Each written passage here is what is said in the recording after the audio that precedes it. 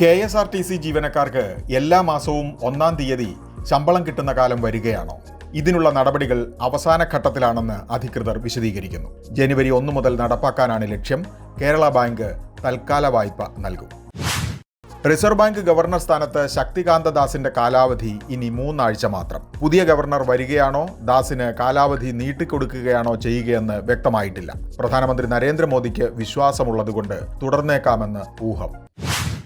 പൊതുമേഖലയിലുള്ള 4 ബാങ്കുകളുടെ ഓഹരികൾ വിറ്റഴിക്കാൻ കേന്ദ്ര സർക്കാർ നീക്കം. Central bank of India, Indian overseas bank, UCO bank, Punjab and Sindh bank എന്നിവയുടെ ഓഹരി വിൽക്കാൻ ധനമന്ത്രാലയം മന്ത്രിസഭയുടെ അനുമതി തേടിയേക്കുമെന്ന് റിപ്പോർട്ട്.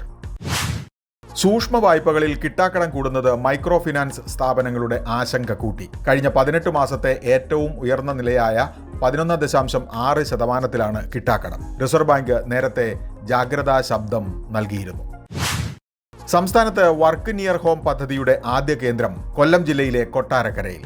IT-കാർക്ക് വീടിനടുത്ത് തൊഴിലെടുക്കാൻ പറ്റുന്ന രീതി കൊണ്ടുവരികയാണ് ലക്ഷ്യം. നിർമ്മാണ ജോലിക്ക് തുടക്കമിടുന്നത് 23-ന്. ബിസിനസ് വാർത്തകൾ വിശദമായി അറിയാൻ ധനം online.com.